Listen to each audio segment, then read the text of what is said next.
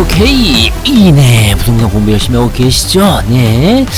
자, 2024년 8월경에 제가 이런 영상을 올린 적이 있습니다. 준주택 인정, 생숙 투자자 구사 일생, 레지던스 관련해서 그때 당시에 이행 강제금을 곧 부과할 시기가 다가오고 이것을 오피스텔로 전환하지 않으면 각종 과태료, 그다음에 이행 강제금 부과 때문에 소송전이 빈번했었죠. 근데 8월 달에 국토교통부에서 이런 기사를 냈었습니다. 신문사에서 단독 기사를 냈는데 아마 그때가 2024년 8월 16일자 서울경제 단독 보도였습니다. 국토부가 전국 10만 시를 생숙 용도 전환을 지원하겠다. 메인 목적에 따라 이행강제금을 시차를 두고 부과하고 용도 변경 특례 기간이라든가 각종 기존의 생숙을 분양받은 사람들과의 형평성을 고려해서 지원책을 낼 것이다. 이런 보도가 나왔었습니다. 저는 그때 이미 말씀을 드렸죠. 이런 보도가 나온 거 보면 이미 국토부의 실무자의 이런 자료들이 이미 완성이 됐고 기자를 통해서 보도가 된 것이다. 근데 그날 국토부에서 반박 자료를 냈죠. 바로 그날 저녁에 국토부가 낸 반박 자료인데요. 생활 숙박시설 용도 변경 특례 연장 검토는 한 바가 없다. 서울경제 8월 16일자 보도에 대해서 강한 부정을 했었죠. 용도 변경 특례라든가 준주택을 허용한다든가 이행강제금을 시차를 두고 부과한다든가 연기한다든가 배려를 하지 않겠다 하면서 8월 16일 날 바로 반박 자료를 냈습니다. 그런데 결국은 우리가 예정했던 대로 이런 보도가 나올 경우에는 이미 실무자 선에서 이런 보도 자료가 다 완성이 됐고 지원 방안이 완성이 됐기 때문에 기자가 보도를 했겠죠. 두둥. 자, 그러면서 두 달이 지난 다음에 오늘 2024년 10월 17일 날 언론에 보도된 내용은 그때 그 자료하고 비슷합니다. 타이틀을 보시면 도보 600m 내에 주차장을 설치할 때는 레지던스, 생활용 숙박시설을 오피스텔로 용도 변경을 허용하겠다 이렇게 하면서 자신들의 입장을 번복하게 되는 것이죠. 자, 이런 걸 통해 볼 때 국토부가 어떤 자료를 배포하거나 무슨 입장을 번복할 때는 다 이유가 있는 겁니다.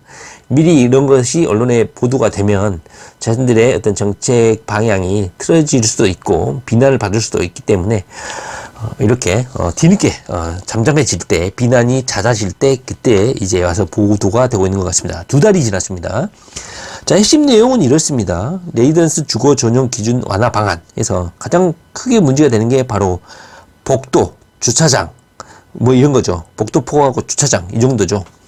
기존에 이미 완성된 레지던스라든가 생활용 숙박시설은 이미 건물이 올라가 있는 상황이기 때문에 복도를 넓힌다든가 주차장을 확보하기 위해서는 건물을 다시 대수선을 하거나 부수고 다시 지어야 되는 거의 불가능에 가까운 것을 요구하고 있기 때문에 계속 그냥 숙박업을 해라 이 정도, 그리고 하지 않을 거면 이행강제금을 내라, 이런 무분별한 강제책을 실시했고 이것 때문에 소송이 빗발쳤죠. 그 다음에 시위도 있었고 엄청난 고통에 시달렸습니다. 자, 결론적으로 말을 하면 복도폭을 피난 방화 설비를 보강할 때 그리고 안전 성능을 통과를 하게 되면 기존의 복도폭 레지던스가 1.5m죠. 그것을 1.8m 오피스텔의 규정에 맞지 않아도 1.5m만 돼도 인정을 해주겠다. 대신 피난 방화 시설을 보강해라. 특히 주차장 같은 경우가 가장 큰 문제였죠. 이미 주차장 시설이 안비가 되어 있기 때문에 더 이상 공사를 할 수 없잖아요. 이럴 경우는 주변에 외부 주차장을 설치할 경우에 그 다음에 지자체의 비용을 납부하고 추가 설치를 하지 않아도 되는 경우, 상황에 따라서는 지자체 조례에 따라서 기준을 50% 이하로 완화해서 현재 이미 지어진 생활용 숙박시설 주차장을 그대로 이용해도 문제가 없게끔 아예 조례 자체를 바꿔주겠다는 겁니다. 대단한 특혜죠. 지구단위 계획도 기부 체납을 통해 오피스텔 입지를 허용해주는 방향, 이게 가장 좋은 것이죠. 돈을 어느 정도 더 부담을 하고 지방자치단체에서 아예 지구단위 계획을 바꿔주는 거, 이게 가장 완벽한 행정적 서류상 손 안 대고 주차장 폭이라든가 주차장, 복도 이런 물리적인 시설을 만지지 않고 완벽하게 변화시키는 방법이죠.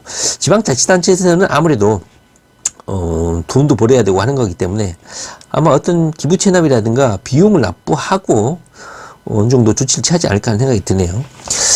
현재 전국적으로 레지던스가 상당히 12만 가구나 되고요. 주요 지자체별 미신고 레지던스도 24,500, 그 다음에 인천 8,200, 부산 4,200. 소송전이 엄청나게 치열했었죠.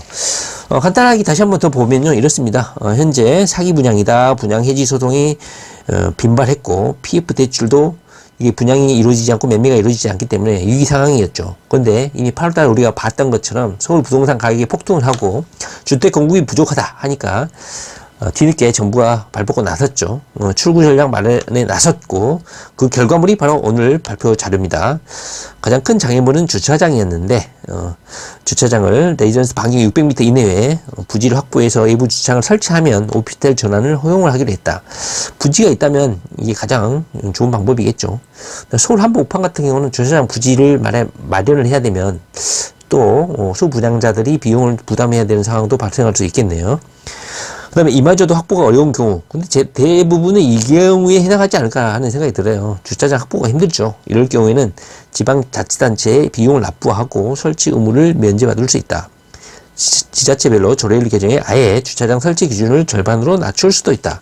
현재 절반 수준이 레지던스 주차장이거든요. 따라서 조례를 바꿔가지고 주차장을 설치를 면제를 해주는 게 가장 지자체나 소부장자 입장에서는 가장 쉬운 방법이죠. 그러나 아마 지역 주민들의 반발을 살 가능성이 상당히 크다 이런 생각이 듭니다. 9억짜리, 8억짜리 레지던스죠. 바로 롯데캐슬 루웨스트 같은 경우는 아예 지구 단위 계획을 기부 체납을 받고 지자체가 허용해 주는 방향을 검토하고 있다고 합니다. 자, 아까 봤듯이 복도폭이 레지던스 같은 경우는 1.5m인데 오피스텔 주거시설 같은 경우는 1.8m를 확보해야 되지만 이미 지어진 걸 부술 수가 없기 때문에 대신 피난시설 등 안전시설을 보완을 하면 용도 변경을 가능하게 해준다. 화재 안전 예방 등 다른 기준을 보강을 하면 안전이 담보되면 허용해 주겠다 이런 내용입니다. 아마 이 숙박업에 대해서 이가 갈리고 하기 때문에 부정적 낙인이 찍혀서 더 이상 숙박업 등록을 하려는 사람들이 있을까 싶네요. 대부분은 아마 주거시설은 오피스텔로 용도 변경을 원할 건데 만에 하나 나는 그냥 숙박업을 계속 하련다 그럴 경우에는 다가구 분양이죠. 그러니까 여러 호실을 분양받는 사람들은 30실 미만인 경우에 사업자 숙박업 등록을 허용해 주겠다. 기존에는 30실 이상이었기 때문에 이런 개인 레지던스 수분양자들 한 개, 두 개 수분양 받을 사람들이 모여가지고 어떤 조합이나 이런 그룹을 조직을 만들어서 숙박업을 등록해야 되는 정말 어처구니 없는 상황이 발생했었죠. 그래서 30실 미만으로 이제 완화하겠다는 겁니다. 30실 미만이면 한 개만 있어도 숙박업을 허용하겠다는 건지 그건 정확하게 모르겠는데 현재로서는 30실 미만으로 이제 발표가 됐습니다. 당연히 특혜 시비가 나올 수 있는 것이죠. 레지던스 소유자에게 특혜가 될 수가 있겠다. 그러나 상당수가 실수요 목적으로 한 채 정도만 분양을 받았고 이런 주차장을 건설하거나 기부 체납을 하거나 이럴 경우에 수분양자들이 비용을 부담하게끔 해서 형평성을 문제가 없도록 하겠다 이렇게 발표를 했습니다. 자, 비용이 부담되면 오피스텔 용도 변경 후 LH가 매입해 공공임대주택으로 활용하는 방안도 마련되어 있다. 이게 가장 극단적인 좌파 정책이죠. 저희가 여러 번 오피스텔에 관련해서 영상을 올렸지만 오피스텔 지극히 안 팔리거든요. 그런데 그거보다 더 안 팔린 거, 100배 더 안 팔리는 게 바로 레지던스 숙박 시설이거든요. 물 안 팔리는데 이걸 정부에서 사준다, LH에서. 그러면 정말 이거는 엄청난 대박인 거죠. 저 같은 무조건 만약에 레지던스 수분양자다 그러면 LH가 사주기를 바랄 것 같습니다. 또는 수분양자들이 모임을 만들어 가지고 LH에 매입을 해달라고 이렇게 요청을 할 것 같아요. 팔리지 않는 물건을 사준다는 것이기 때문에 너무너무 파격적인 정책이 아닌가 하는 생각이 듭니다. 그리고 이런 이제 이행 강제금이라든가 이런 특혜는 2027년까지 유예를 했고요.